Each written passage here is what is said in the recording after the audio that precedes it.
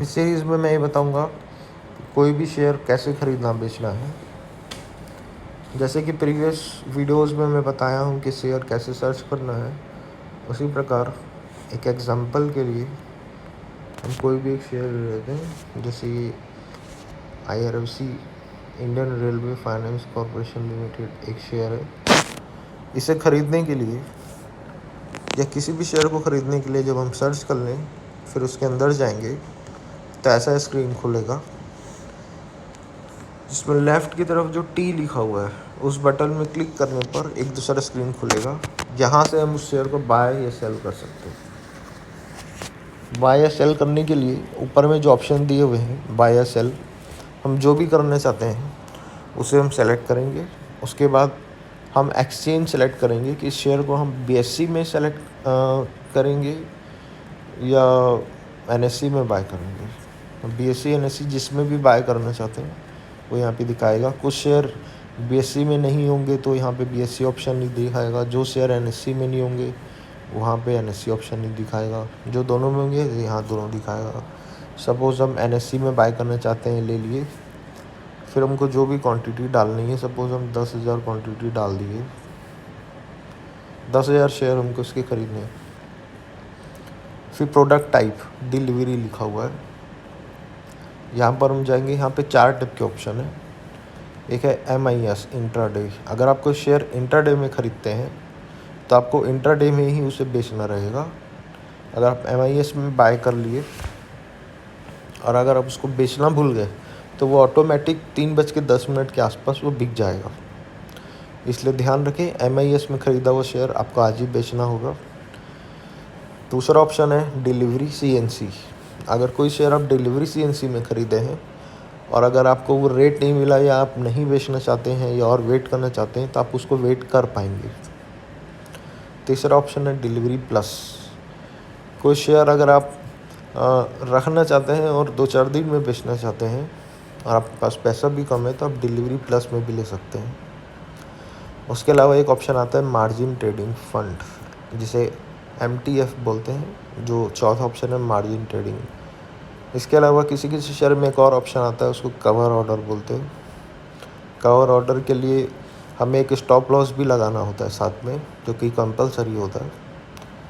Margin trading fund का हम उपयोग तभी कर सकते हैं या तो हमारे पास पहले से कुछ फ़ंड हो या फिर कोई शेयर हो जिसके बेस में हमें कोलेट्रल मिला हो, तो हम margin trading fund MTF select करके उस शेयर को ख़रीद सकते हैं। ऑर्डर टाइप में बाय डिफ़ॉल्ट यहाँ पे लिमिट दिया हुआ है। लिमिट प्राइस में हमें अपना प्राइस डालना होता है कि हम कितने में ख़रीदेंगे। सपोज़ मैं 23 यहाँ पे लिख रहा हूँ। उसके बाद नीचे वैलिडिटी जो दिया हुआ है वहाँ पे डे लिखा हुआ है और एक ऑप्शन है इमीडिएट और कैंसिल। अगर हम ये सेलेक्ट करते हैं, ये शेयर अभी नहीं मिलता है, तुरंत वो रेट नहीं आता है, तो ये ऑर्डर कैंसिल हो जाएगा, तो ये डे में ही रहेगा। बस हमें इतना ही सेलेक्ट करना है और फिर सबमिट करना है। ये ऑर्डर सबमिट करने पर ये हमसे कंफर्म करेगा action by, quantity, day, CNC, order type and limit price. ये सब कंफर्म होगा, फिर हम प्लेस ऑर्डर कर देंगे तो ये ऑर्डर प्लेस हो जाएगा। यहाँ पे लिखा है योर ऑर्डर तो प्लेस हो गया। Your AMO order has in place successfully. Market time यानी 3:30 के बाद हम जो भी ऑर्डर प्लेस करेंगे रात को 1-2 बजे से पहले, वो AMO ऑर्डर कहलाता है, आफ्टर मार्केट ऑर्डर। और इस तरह दिखाएगा और ऑर्डर स्टेटस में जाने पर भी वो दिखाएगा AMO रिक्वेस्ट रिसीव्ड। मैंने जो ऑर्डर लगाया है 12:40 में LTP मतलब शेयर का जो प्राइस है, लास्ट ट्रेडेड प्राइस 23.2, मैंने लगाया 23 में 10,000 शेयर CNC यानी कैश में डिलीवरी में लगाया है बाय का।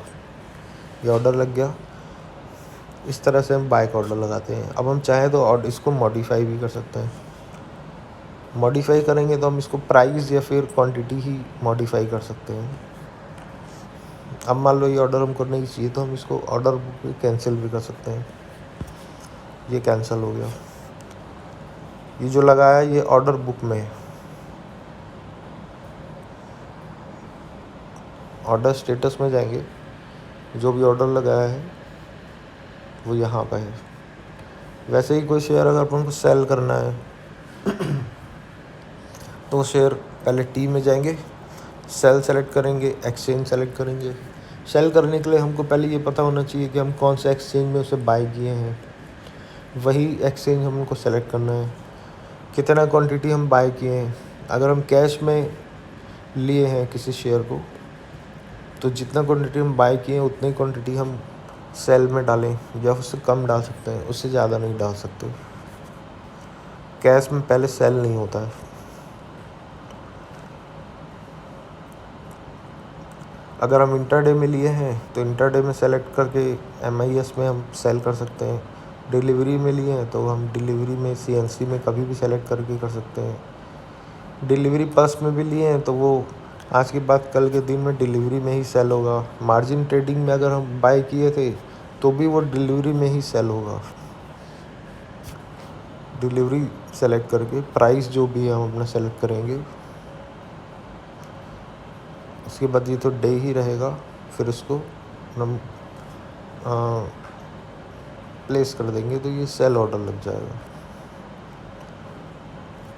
क्योंकि मार्केट बंद है इसलिए ये AMO रिक्वेस्ट रिसीव्ड दिखा रहा है। अगर मार्केट चालू होता तो ये ऑर्डर कैंसिल दिखाता, क्योंकि ये शेयर मेरे पास नहीं है और मैं कैश में ले रहा हूँ। तो कैश में पहले बाय करना होता है, फिर सेल करना होता है। यही अगर मैं फ्यूचर या डेरिवेटिव में ट्रेडिंग कर रहा होता तो पहले मैं सेल भी कर सकता था और फिर बाय भी कर सकता था। इस तरह बाय और सेल हम इस सॉफ्टवेयर में करेंगे।